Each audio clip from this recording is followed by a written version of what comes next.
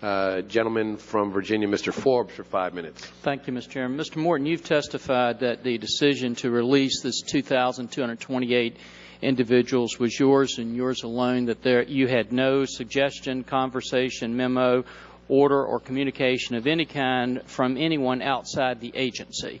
Is that your testimony here today? That's right. Once you've made a decision of that magnitude, did you communicate that to the Secretary, anyone on behalf of the Secretary, to OMB, anyone working for OMB, or anyone at the White House or working for the White House after that? No, just yes or no, Mr. Morton. I don't have much time. The answer to that is no, and I've said I regret, both with regard to the That's all right. I just need the facts on that. The other thing Mr. Gowdy pointed out, the reason this is so suspicious is not just the act, but the timing of the act. We know that OMB had issued gag orders on many agencies not to talk about sequestration. We know the Department of Defense had that.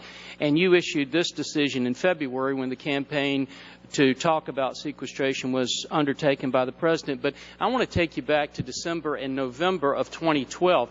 You bragged about the fact you've been there for 4 years. As you know, sequestration was passed in August of 2011. You had a year or so to look at that. Every mathematical fact and statistic that you have would have been exactly the same in November and December. In fact, no one in this room knew that sequestration was going to be postponed from January 1st to March 1st until January 1st. Why didn't you make this decision in November or December of last year? Well, first of all, the principal decisions were made by the career officials. It wasn't Why didn't they make them in November or December of last year? And approved this decision, but the decision itself was made by the people who run enforcement. But why didn't they do it last year? All the same statistics, all the same monetary, budgetary issues, everything was present last year that was present in February of this year, and yet you wait until February to make that decision. And there is, where are we? We are at an average of 34,000. You were at the same average as last year. That's right, but it goes up and down all but that projection was the same last year. You're not in a cyclical point in December where you couldn't project this was going to be the same kind of forecast, could you? Last year, we had a full year appropriation. I'm talking about in December of last year, Mr. Morton. You had the same exact appropriation situation you're looking at now. December of the fiscal year of prior 2012. December of December. Let me move on, because the bottom line is you don't have an answer for that. Let me ask you this question, see if you have an answer for this one. On the individuals, 2,228 people you released, were any of them members of a violent criminal gang? There is, I think there are two cases, at least one that I know of, that when we went back and looked at the information, there was a gang affiliation. That person is in. Do you ask the individuals that you're detaining whether they're members of a violent criminal gang or not? We try wherever we can to. No, that's not my question. I mean, is that part of your questioning? Do you have that information on the people that you released? I don't know if we ask each and every person. So then you can't really answer for the 2,228. All you can say is that you know that 2 of these individuals had a gang affiliation, but you don't know whether any of the other 2,228 had a gang affiliation or not? I can't speak to every person we detain. No, I can't. Okay, so then it's possible that we release someone who was here illegally, who had been charged or convicted with a crime and could have voluntarily been part of a violent criminal gang. You wouldn't know that. On the convictions, yes, we would. I said charged or convicted. Yeah, so I'm saying on convictions we would. Okay.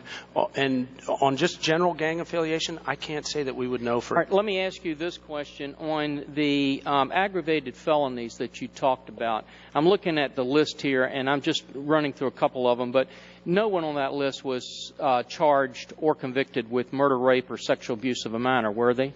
They were not. Was anyone charged or convicted of illicit trafficking in a controlled substance? There were some with drug offenses. The individual I mentioned earlier, who is 68 and a lawful permanent resident. Were any involved in child pornography?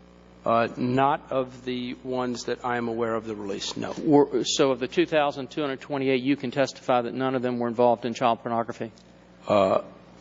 To the best of my knowledge, I can testify the answer is no. Well, to the best of your knowledge just means that you don't have any knowledge of it now. Have you reviewed that, or can you testify that that none of them were?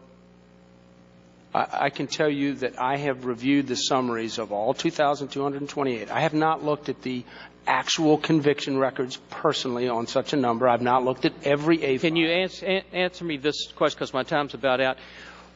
What time frame are these individuals to report back where somebody can actually lay eyes on them and say that we know that they're complying? Give us those time frequencies and what percentage of them have started reporting back. It depends on what sort of release you're put on. If you're on HED, it can be as often as every week, and plus you have your bracelet, so it's constant monitoring. If you're on an order of supervision, it can depend. It can be monthly, it can be weekly, it can be quarterly. The same is true of an order of recognizance. Obviously, with a bond, you're dealing with a financial obligation that you must address. There's some combination of the two, too. We have the power to order. So some of them you have as far as a quarterly. The gentleman I'll yield back. has expired. I thank the gentleman. Director Morton, we will have to stand in recess for votes, but the committee will